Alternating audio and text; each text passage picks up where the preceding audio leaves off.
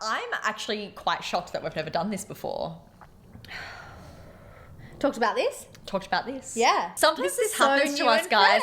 Like we've been here doing this for years now, and there's still so many things that we haven't done. I know, when we realized that this is a video we should do, we got so excited. Yeah, we were like, wait. And you guys have been asking for more Taylor stuff, especially leading up to The Life of a Showgirl, and we are here to deliver that. We are. Today, we have decided to sit down and chat with you about what we believe are Taylor Swift's most underrated songs. We are not necessarily presenting this in like a ranking way. It's not a numbered way. It's not in any particular order, but we have each gone away and compiled a list of what we believe are some of Taylor's most underrated songs. And we will be revealing these lists to one another today. So, it's a bit of a reaction as well. It's a bit of a reaction to the other person's songs. But I also think that we know each other so well in our Taylor Swift opinions. And, if you've been here for a while, you know us in our Taylor Swift opinions so well that some of these I don't think are going to be a surprise to anybody because they are our personal opinion. Sometimes it can be a little bit objective. Not many songs. I was actually really struggling with this because oh my God, there's so many Taylor Swift songs I feel passionately about that people don't care about. Yeah. And I'm like, but what are the top 6? That's kind of crazy. We have made a list of 12 just in case the other person says a song we were thinking about. So we've got backups. We can move on to the next one. Yeah. Anyway, I'm so excited. We just need to go ahead and start. I'm so intrigued to see Oh, I simply think you need to go first. No. I wanted you to go first. I need you to go first. Okay, this might be controversial, okay? On what, sometimes it's hard to determine what's actually underrated because you might just not have heard about people loving it. But that's what I'm going off. What I just feel is a general underappreciation for a song. Yeah, and actually on that note, I was thinking about this. I've kind of avoided picking songs from Tortured Poets because I feel like it's so new as an album still that it's we're not at the point yet where many years have passed and a song just feels forgotten about because everyone's kind of still listening to the whole thing. Anyway, my first song that I am bringing to the table of underrated songs, and I'm telling you guys, you're not hearing this song, okay?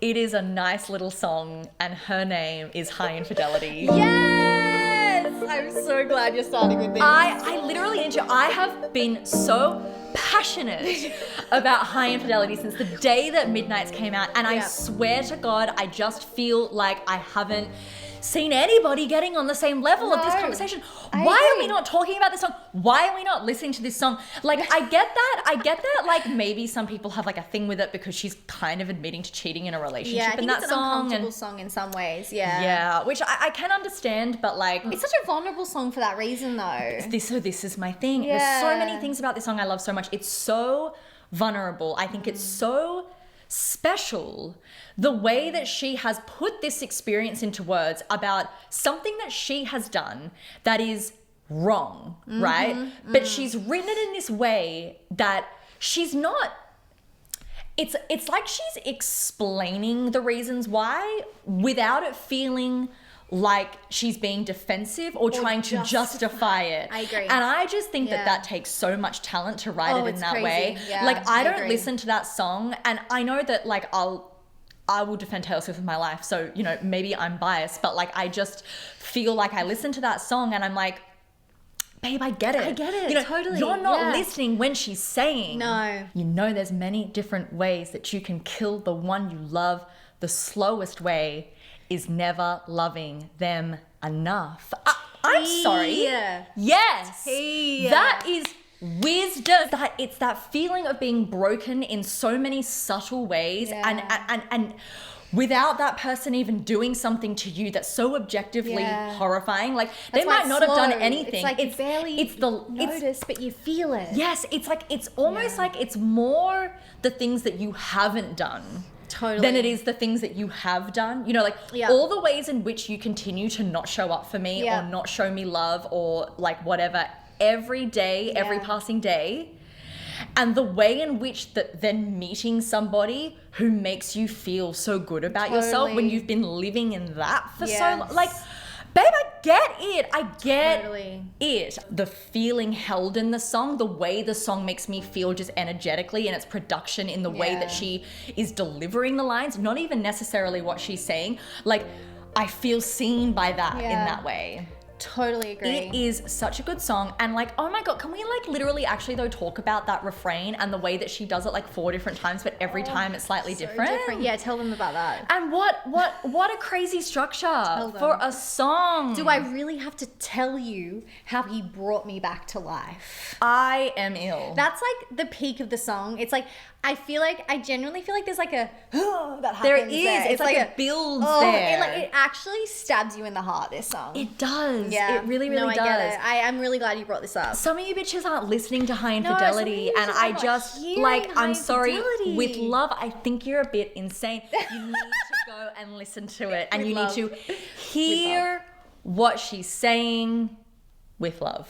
That's my fight for High Infidelity. I am so grateful you fought for that. Thank you. I really, really hoped that was going to be one of your first. Yeah, it was important to me that it came up very, very early. I am so intrigued to see what you started with. Oh, I'm going with the one that I feel quite passionately about as well. And I feel the same. I just don't understand why no one's talking about this song. I just feel like nobody cares, even though it's literally a life wisdom song. No, I think I know what you're going to say, and it's on my list. Wait, too. are you sure? Because there's a few that it could be. Okay. My first song that I want to talk about is It's Time to Go. Yes! Yes, bitch!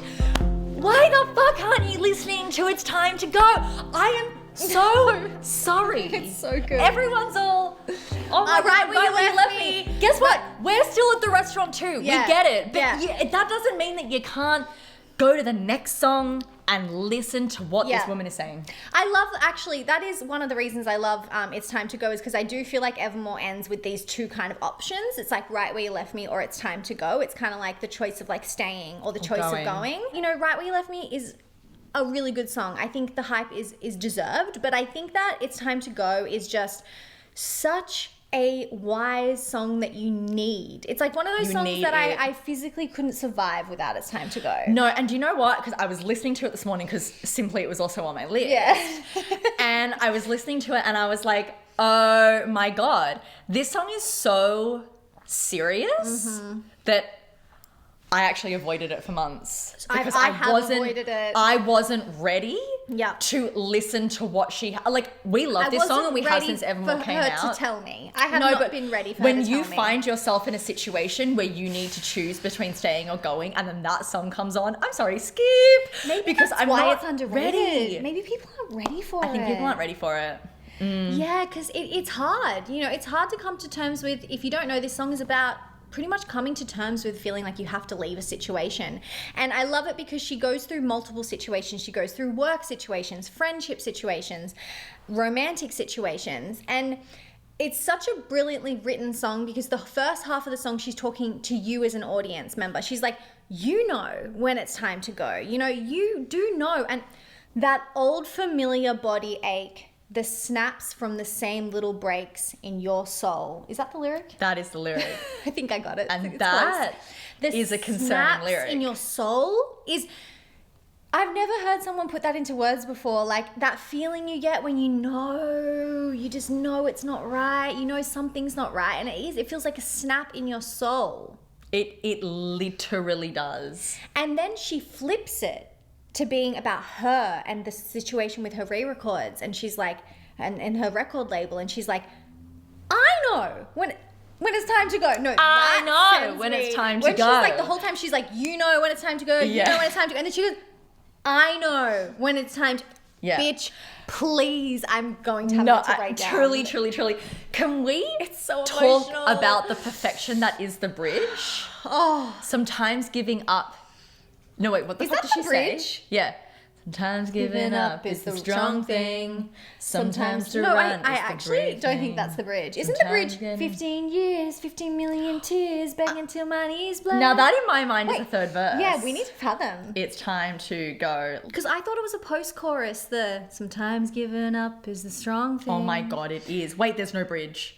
There's no bridge. No, because it's just the third verse. It's a third verse. It's a post-chorus. Yeah. Sometimes giving up is a strong thing. Sometimes to run is the brave thing. Sometimes walking out is the one thing that will find you the right thing. That is wisdom. Thank you. That is words to live by. It's words to live by. It is. You know what's so fucked up and why you need to listen to it and why you need to face it?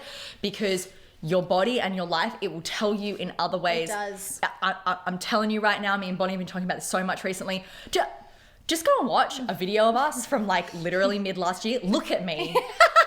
Look at me. I'm sorry, I look like a different person because it was time to go. And I didn't listen to our queen, Taylor Swift. It was time to go and my body was breaking down. And you can see it in my whole being. In the being. You know when it's time to go. The way she ends it, it's literally like she knows, you know.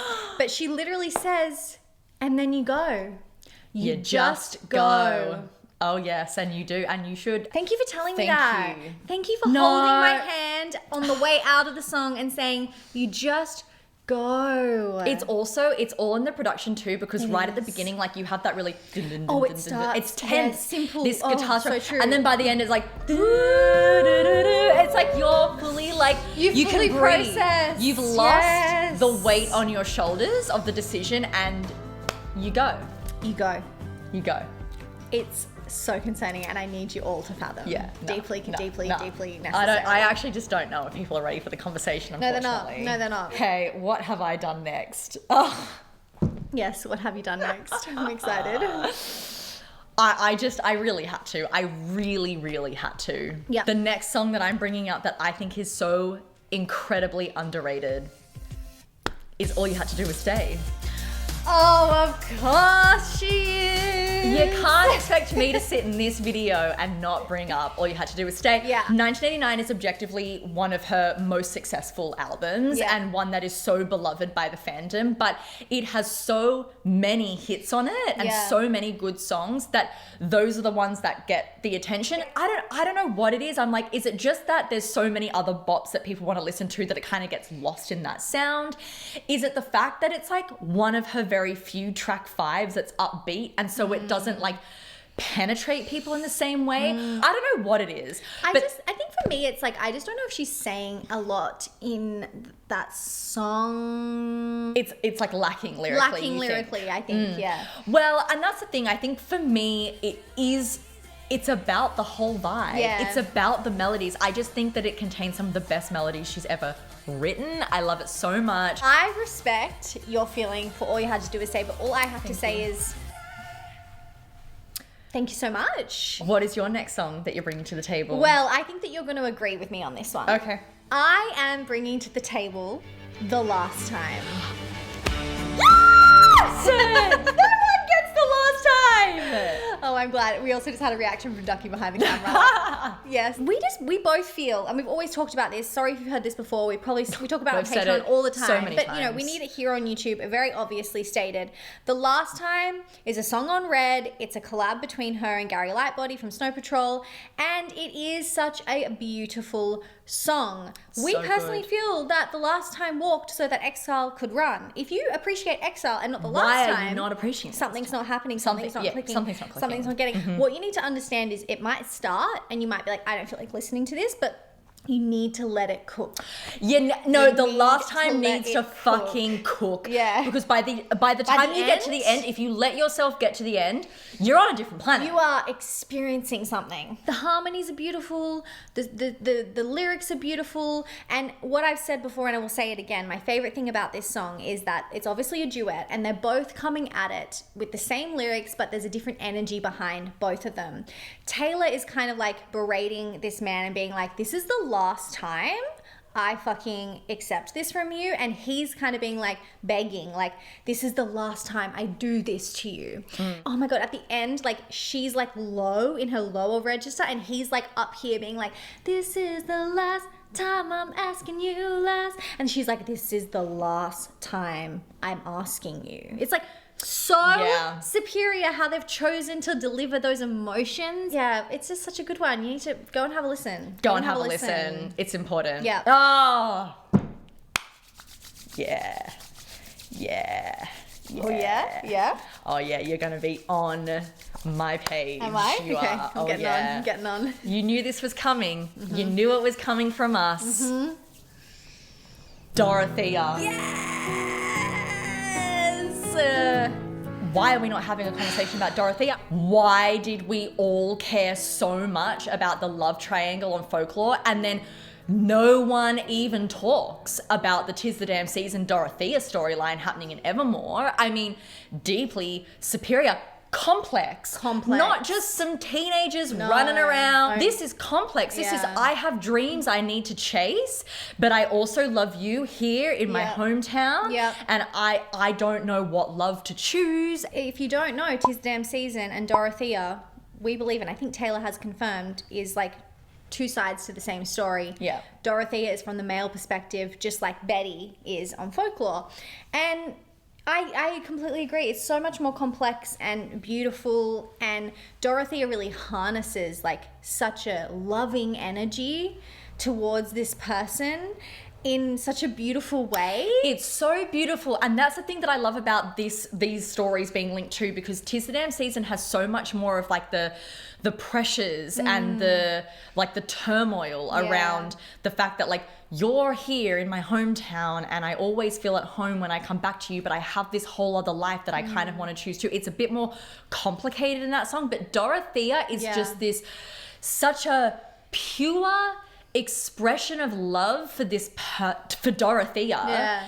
Like even outside of anything that the person's singing, like anything that they want, it's like it doesn't matter what they want. It's like, I'm gonna love you, love, Dorothea, anyway. Regardless of what they get from it. Which is real love. It's like you can go and live your life and go to LA and live out your dreams, and even if it's not what I want, I'm going to love you anyway. Exactly. And it's so beautiful. Also, can we talk about the vocals? This woman is down here and then she's up here. Oh my God, it's just so beautiful, the melodies. Like I can't understand beautiful. How people don't listen and think it's so beautiful. It's a beautiful song. Pure expression of love is so undeniable, and the way it makes me feel because of that.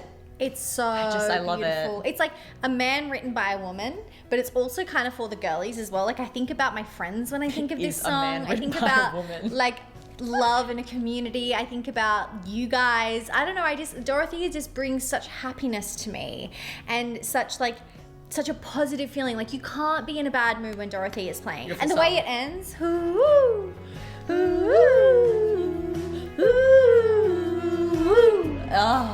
we always joke about how you don't know where it's going. It's like, Agreed. Okay, well, this is really controversial, what I'm about to say. I'm a little bit nervous. Okay. Like, I don't know if it's worthy, but I think it is worthy. I just think that, you mean like it's not worthy in the sense that like it might not be underrated? No, it's definitely underrated. If it's underrated, then it's worthy. That's fine. It's your opinion. I'm using one of my spots to say this, so I just need you guys to know it's quite a lot. But I do need to talk about it because I fear if I don't, no one will, ever. My next song is Carolina. Oh my God. I think that coming from you, that makes so much sense. Guys, I love it. With Carolina. You've never had the space to talk about Carolina. Thank you. And I will talk about it. Carolina, if you don't know, was a song that Taylor made for the movie Where the Crawdads Sing. Yep. Such a good movie if you haven't seen it. Oh my God. Like obviously with movie soundtrack songs, like they kind of do go under the radar a little bit, right? That's fair enough. It's not on an album. But I feel like if this song was on Evermore, we would all be losing our minds. Like I feel like it has an Evermore energy about it. But in saying that, it's so unique and like nothing she's ever done. And I think it's such a crazy example of her talent and ability to match a vibe. Yeah. And to tell a story after her like watching the story, because it tells the story of the movie in a way that I could never even have imagined trying to capture it in the way that she does. Like she's singing about the land and the relationship that this girl has with the land and how the land will keep her secrets, because if you know, it's like a murder mystery kind of vibe. But you know, even separated from the movie, it obviously is not maybe the most relatable song because it is talking about the movie and not Taylor's life itself, her life herself. But the way she sings and the melodies and the general energy of the song, I just find so addictive. Like, I just think it's so comforting and beautiful, and I love her voice and like talking about her lower register and stuff. Like, I just think she's never sung like that before. Yeah. She's kind of got this like old school operatic kind of energy to her voice that I just don't think has really been captured in another song. Yeah. It's so emotive. So interesting that you describe it as comforting, because I completely know what you mean, but it also has this like eeriness to it. Yes. Yeah, like it's kind of creepy. Yes. But at the same time, it does have a comforting feel to it. Like it feels like you're the only person in the world. Totally. When but that song's that's on. what I think the girl feels like in the movie. I think so too. Why it's She's such so a good isolated. Companion for her. It's like it's literally how she feels. That song is how she feels with the land. Yeah. It's a violin song, but then it's got this like banjo, and it's like a stringy song with a banjo, and you're like, thank you. Yeah. Like I don't know, the banjo kind of just gives it this like cozy charm. Yeah. And then the violins kind of give it like a sad energy. I don't know. Just before we move on, I am going to give a little spoiler if you haven't seen the movie. So, you know, skip ahead 10 seconds if you don't want that. In the movie, you know, she commits murder that she feels was justified to protect herself. And the last lyrics in the song is Carolina knows, which is the state, the land. Yeah. Carolina knows why for years they've said that I was guilty of sin and sleep in a liar's bed. But the sleep comes fast and I meet no ghosts. It's between me, the sand and the sea. Carolina knows. No, it's I immediately have chills. Yeah. It's very like, good for what she's trying to say. Fast. Like she's like, I don't feel guilty. I don't feel bad about this. This was a bad man. It's between me, the sand and the sea. No, it's concerning. It is. It really is. It really is. I really need to get that off my chest. Thank you for allowing the space. Really appreciate that so much. I really do. Okay, well, we have another 3 each indeed. Yep. What are you going to say to us? Now, we need to have a chat about questions. Oh no, I do. I knew this was coming. So here's the thing. I agree that with everything that we now know and all the chaotic things that Taylor may or may not have said on stage at the Eras Tour before she performed it as a surprise song, I agree. It makes no sense. But this is my whole gripe with the fact that it's underrated. Yeah. People are so fixated on the fact that it doesn't make sense in the story that we like to build of her life that they just go, okay, bye. You're not listening. It's so good. First of all, both the verses, completely different melody. Yeah, that both is of them fucked up. equally as superior. Yeah. Dick-headed guy that you saw that night. No. Yeah. And then the chorus is like a 2-part chorus. She's literally like, can I ask you a question? Yeah. And then it's, did you leave her house in the middle of the night? Oh. It is such a vibe. The second question is like, it doesn't matter what mood I'm in. I'm always in the mood to listen to it. I always want, if it comes on, fuck yeah, this is my jam. Like I'm getting down to Question. It has the right energy to exist in. And I don't understand why people aren't like existing in like it. Bopping along. They're like, yeah, this is a good song. Underrated. Go and listen to Question. Get the fuck down to Question. There's a lot of question marks around like Midnight all songs. I'm saying is it's just a question. It's just a question. Just go on. It's like it doesn't. It's just a question. Let's move on. Lovely. You are so funny. The next one that I'm going to talk about, it's predictable from me. It's what we all expected. It's nothing new. No, sorry, not the song. Oh my God. Wait, that is underrated though. But actually, I feel like Nothing New has a lot of stands. No, it actually does have a few stands. I wouldn't. So the next one that I personally think is underrated is Everything Has Changed.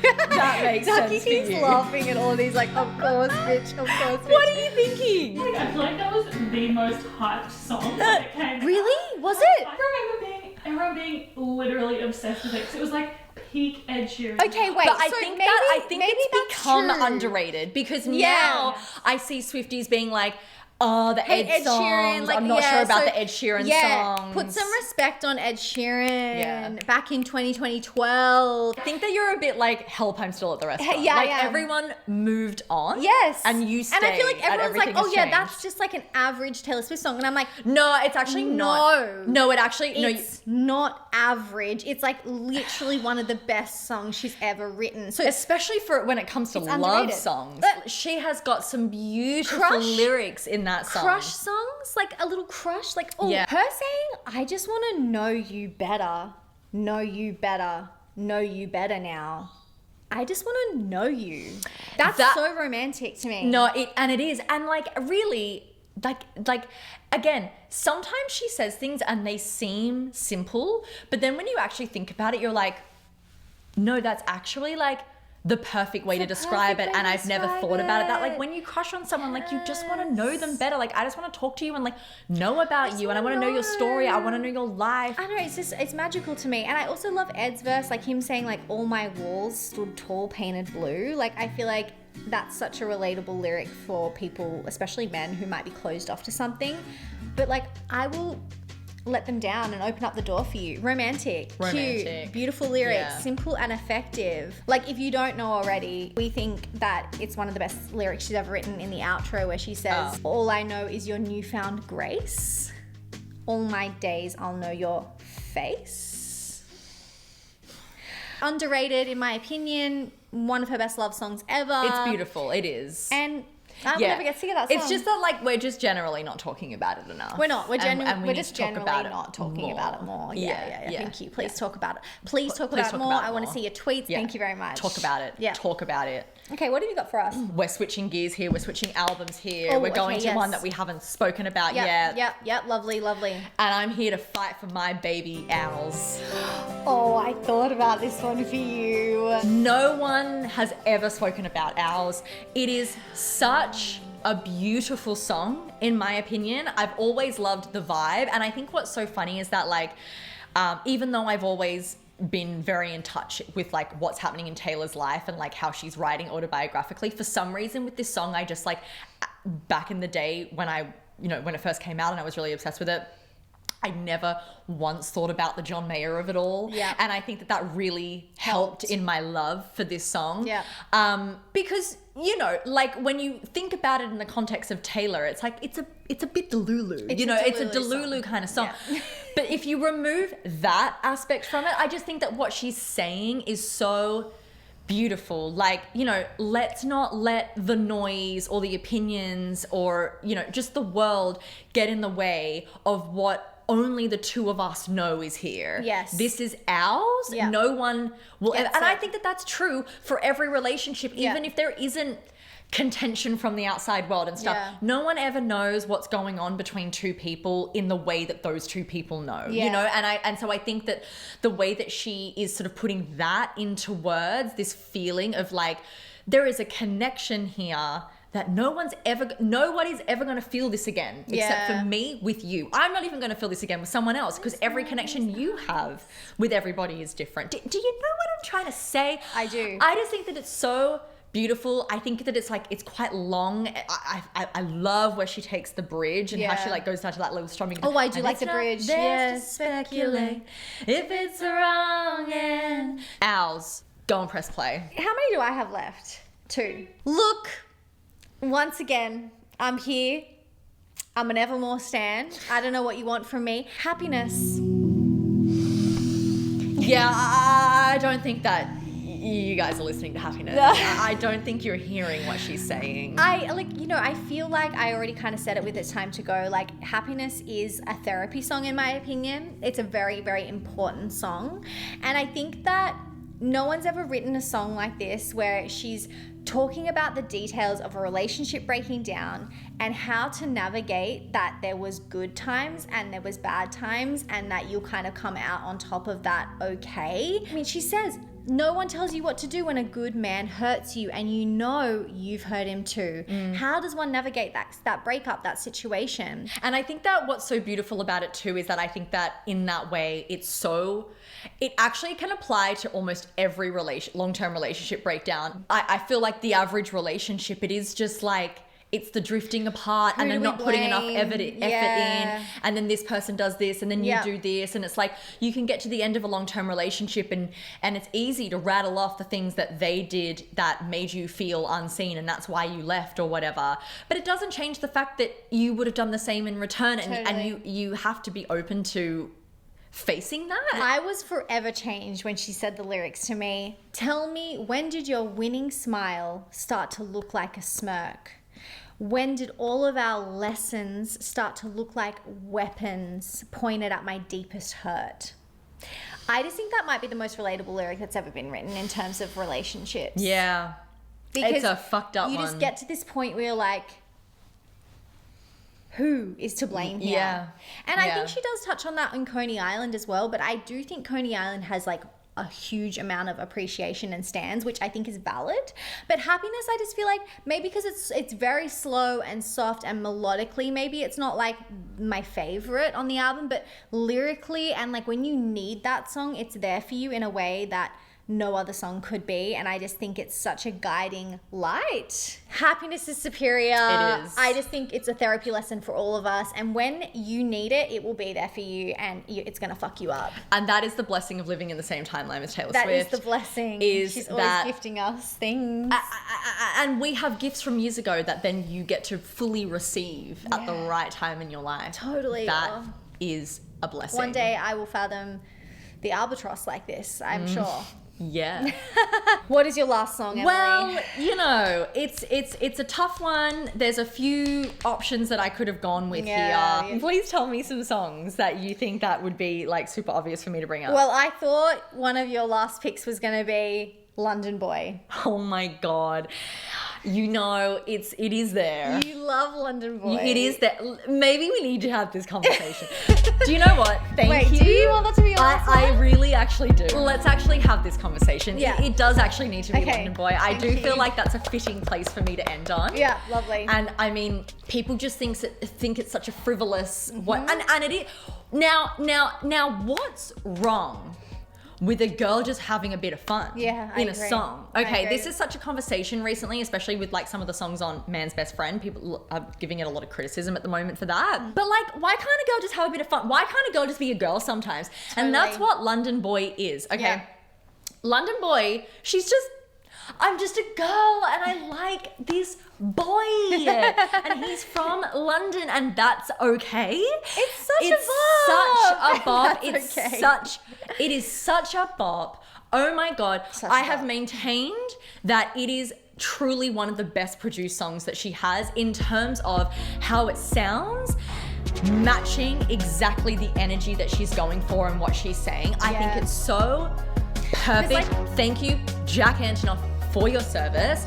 London Boy is so good. I love the fact that she's rattling off all different places in London. I love the fact that she's using like little bits of British language, slang, like I fancy you, and at the pub we are watching rugby with his school friends. Some people which is like not slang, rhyme, but it's like. But like, I love that rhyme. I love that she's like using half of that sentence and putting it up there in order to rhyme it with rugby. I think that's kind she of is cute. A genius for rhyming rugby with pub we. Yeah, no, I love it.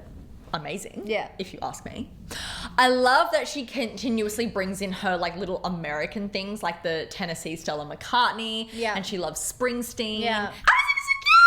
It's so cute. It's such a vibe. Like, it's such a bop. So please tell me Hackney doesn't have to be Louis V up on Bond Street. Just wanna be with you. A bridge so good she knew she had to repeat it at the end. Love that. Now and all that the little ad-libs. Absolutely offensive. I seriously mourn what Loverfest would have been, and like getting a full live production version of London Boy would have been so fun and it's cute. Really sad. It's really sad. We never got that. I love London Boy. Go listen. Thank you for finishing on London Boy. That made me really happy.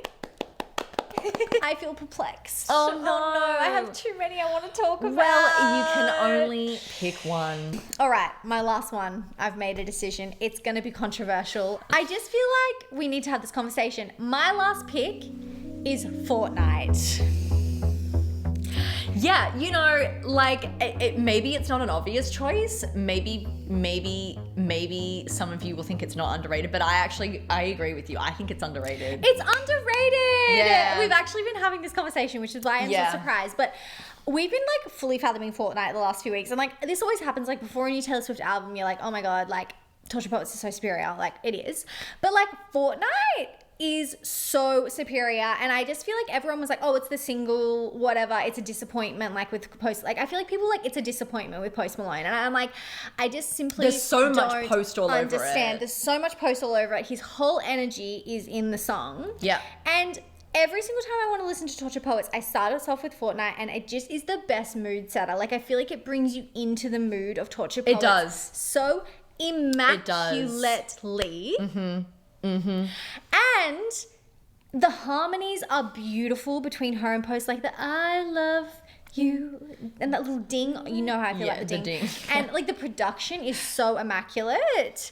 And I just think also it overshadows the entire album and like the relationship so perfectly. Yeah, no, you're absolutely right. It's literally I can't even begin to explain.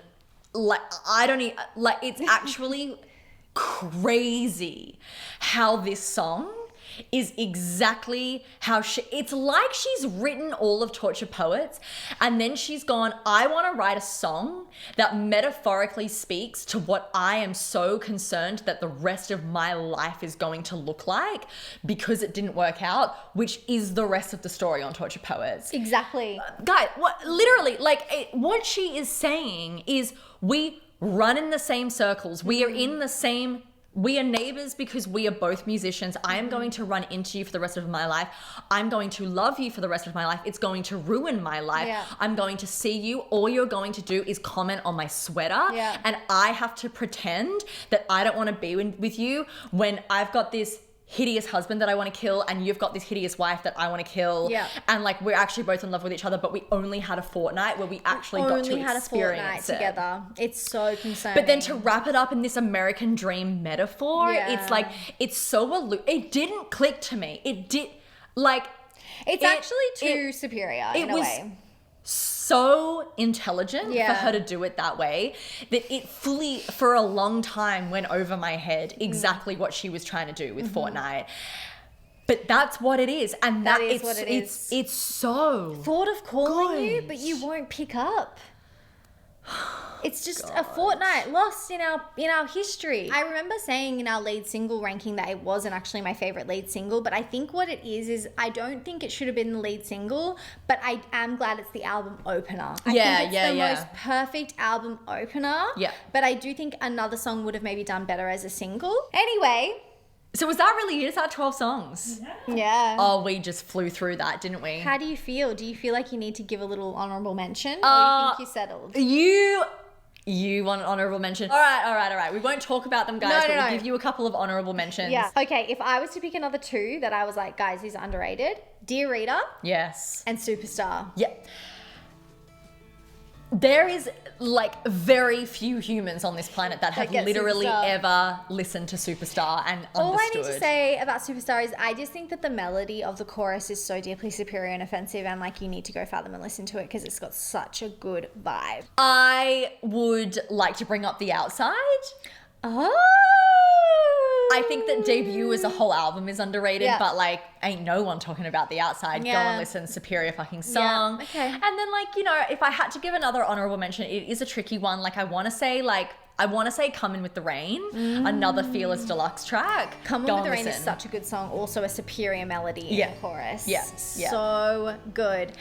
Okay, well guys, look, that's our little list for you today. Yes. I think, you know, it's a really hard one because there are so many. Taylor Swift has literally never written a bad song, and it's so hard to pinpoint like what is underrated because they're all so good. And we're in like the biggest fandom on planet Earth. So like every song has its fighters. Yes. So it is very difficult to, you know, pick out the ones that it feels like people aren't talking about as much. Yeah. I wonder what we're going to find is an underrated song on Showgirl. Oh, One day we will all know what every single song on Showgirl sounds like, and one day we will all know those songs so well, and there will have been enough time passed that we know if there's an underrated song, and that's a lot to think about. It is harder to pick the underrated songs for an album that's like, just come out. Like, I think Totally. with Fortnight, I'm really fighting for that, but there were songs I was considering. Like, I actually need you to know, I had a whole moment with I Hate It Here. I Hate It Here was on also your going to list? be an honourable mention for me.